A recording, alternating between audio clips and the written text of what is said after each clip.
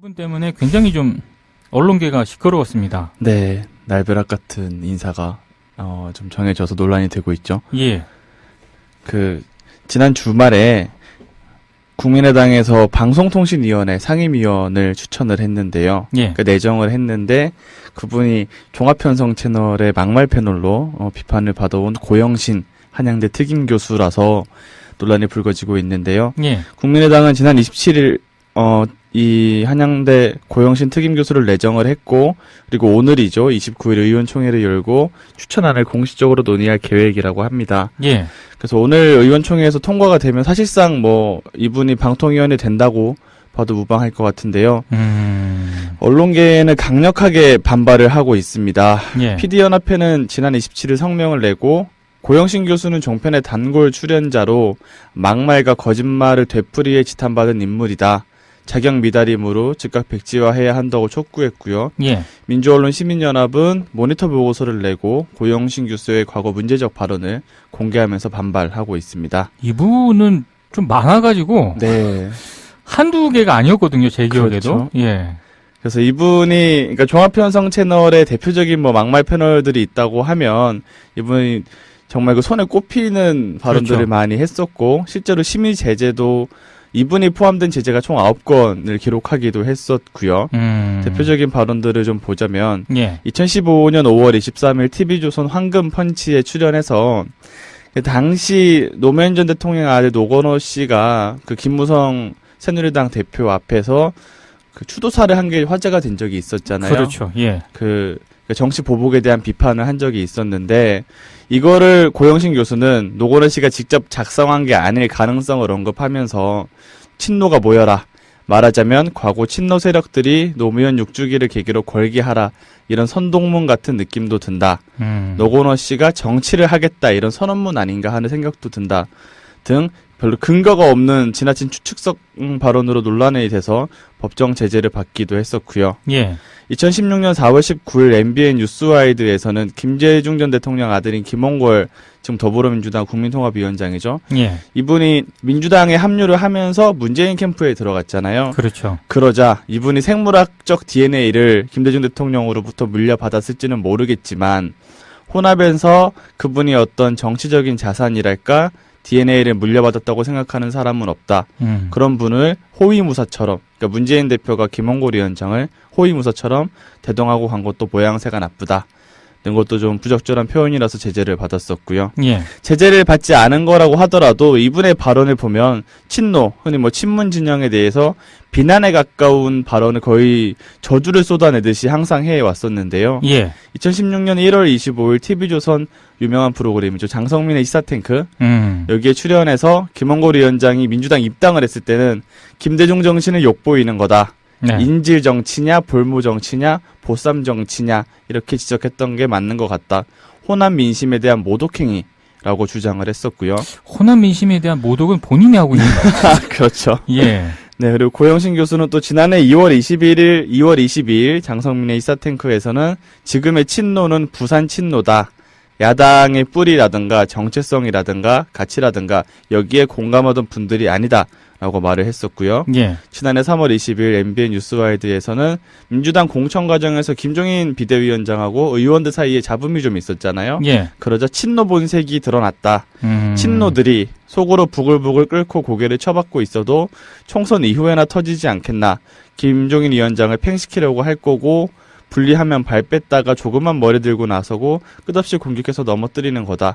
친노 지금까지 안 봤습니까? 친노 본색이라고 발언을 했었고요. 예. 종북몰이 발언도 있었는데요.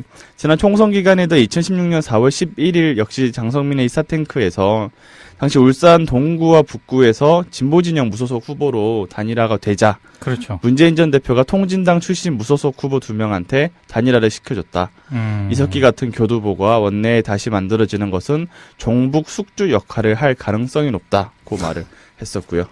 여러 활동을 하셨구만요, 이분. 네, 그리고 홍준표 후보가 이번 대선에서 문제적인 발언을 굉장히 많이 했었잖아요. 그렇죠. 심지어 노무현 전 대통령이 뇌물을 받고 자살을 했다, 이런 말을 많이 했었는데, 예. 이런 막말 논란에 대한 견해를 물으니까 역시 홍준표 전 지사 산전수전 공중전까지 다 겪은 지적은 정말 선수 중에 선수가 하는 행동이다.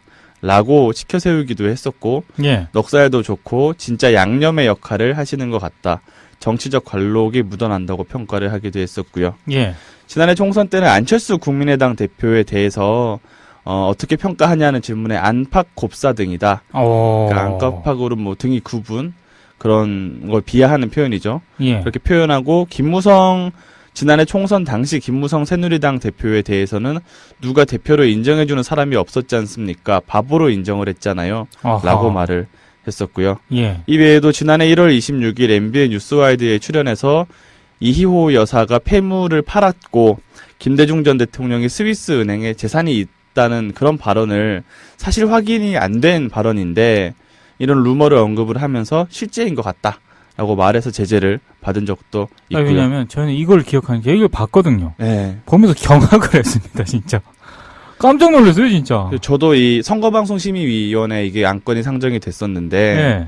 당시에 그 막말에 대한 기준이 사람마다 다르잖아요. 그렇죠. 근데 이거는 명백한 허위 사실이다라고 하면서 합의가 되게 잘 됐던 기억이 나거든요. 아, 이거 말이 됩니까? 이호 여사가 폐물을 팔았고, 뭐, 김대중 전 대통령이 스위스 은행에 재산이 있다는, 근데 실제인 것 같다. 네.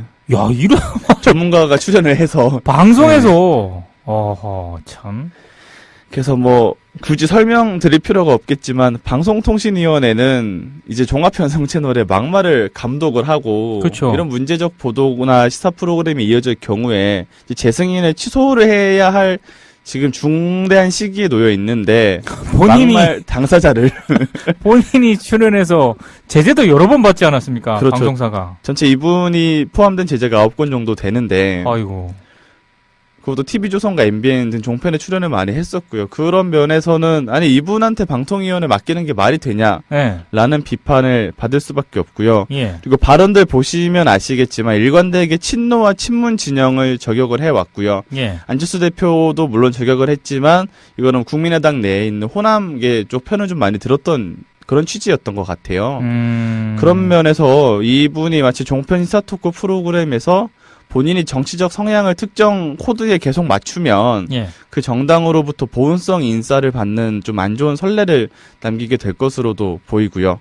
실제로 종편에 있는 시사 토크를 해온 평론가와 그 전문가들이 예. 선거철만 되면 예. 그 정당에 입당을 하거나 공천을 신청하는 그런 관행들이 최근에 좀 많았어요. 예. 그래서 시사 토크 프로그램 자체가 좀 이렇게 악용되는 거 아닌가 하는 생각도 들고 이분이 호남 출신이고요. 예. 그리고 박주선 국민의당 비상대책위원장의 고등학교, 대학교 3년 후배고요.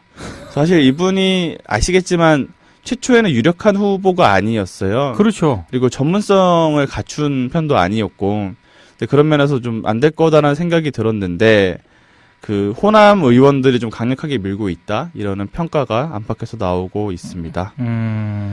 이분이 또 다른 논란이 있는 게 2014년부터 지난해까지 부산 지역 민영 방송인 KNN의 사회이사를 맡고 있는데요. 예.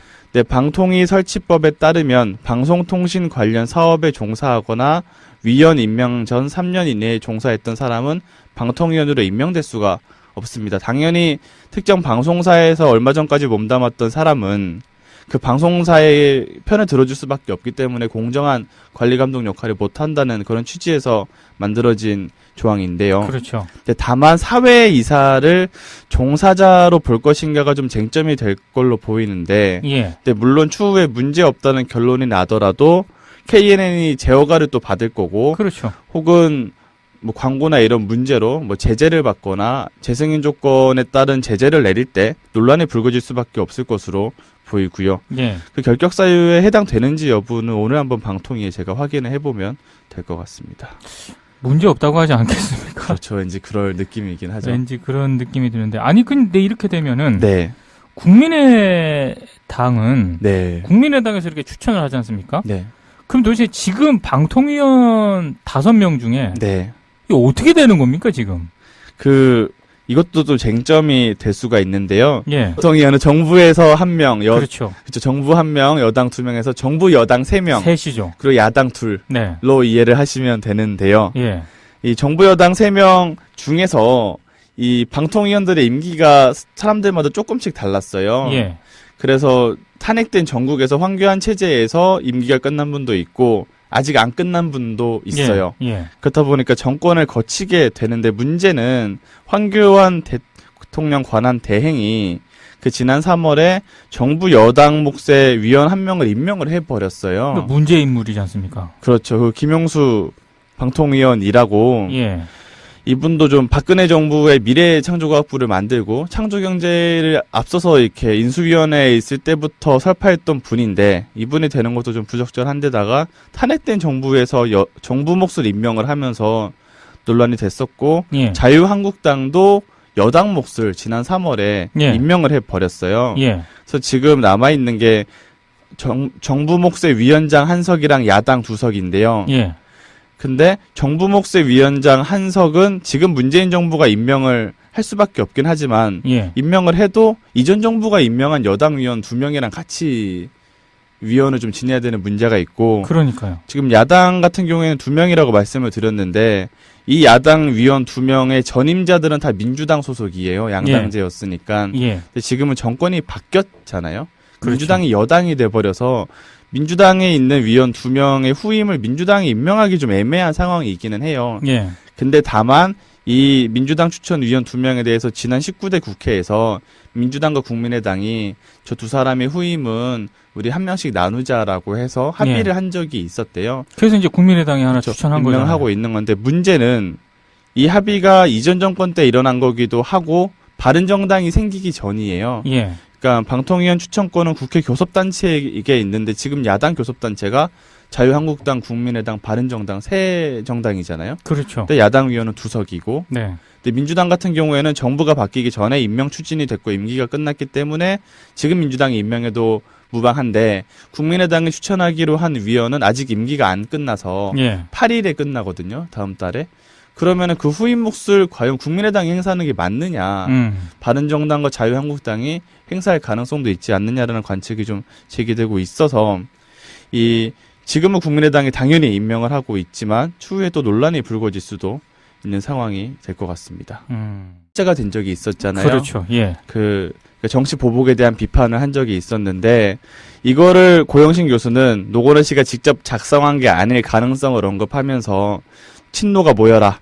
말하자면 과거 친노 세력들이 노무현 6주기를 계기로 걸기하라. 이런 선동문 같은 느낌도 든다. 노건원 씨가 정치를 하겠다. 이런 선언문 아닌가 하는 생각도 든다. 등 별로 근거가 없는 지나친 추측성 발언으로 논란이 돼서 법정 제재를 받기도 했었고요. 예.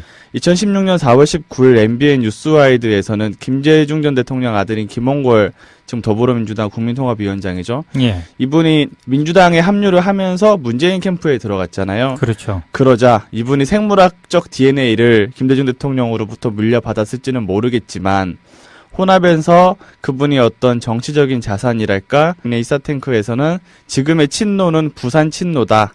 야당의 뿌리라든가 정체성이라든가 가치라든가 여기에 공감하던 분들이 아니다. 라고 말을 했었고요. 예. 지난해 3월 20일 MBN 뉴스와이드에서는 민주당 공천 과정에서 김종인 비대위원장하고 의원들 사이에 잡음이 좀 있었잖아요. 예. 그러자 친노 본색이 드러났다. 친노들이 속으로 부글부글 끓고 고개를 쳐박고 있어도 총선 이후에나 터지지 않겠나. 김종인 위원장을 팽시키려고 할 거고 분리하면 발 뺐다가 조금만 머리 들고 나서고 끝없이 공격해서 넘어뜨리는 거다. 친노 지금까지 안 봤습니까? 친노 본색이라고 발언을 했었고요. 예. 종북몰이 발언도 있었는데요. 지난 총선 기간에도 2016년 4월 11일 역시 장성민의 이사탱크에서 당시 울산 동구와 북구에서 진보진영 무소속 후보로 단일화가 되자 DNA를 물려받았다고 생각하는 사람은 없다. 그런 분을 호위무사처럼, 그러니까 문재인 대표가 김홍걸 위원장을 호위무사처럼 대동하고 간 것도 모양새가 나쁘다. 이런 것도 좀 부적절한 표현이라서 제재를 받았었고요. 예. 제재를 받지 않은 거라고 하더라도 이분의 발언을 보면 친노, 흔히 친문 진영에 대해서 비난에 가까운 발언을 거의 저주를 쏟아내듯이 항상 해왔었는데요. 예. 2016년 1월 25일 TV조선 유명한 프로그램이죠. 장성민의 시사탱크. 여기에 출연해서 김홍걸 위원장이 민주당 입당을 했을 때는 김대중 정신을 욕보이는 거다. 네. 인질 정치냐, 볼모 정치냐, 보쌈 정치냐 이렇게 지적했던 게 맞는 것 같다.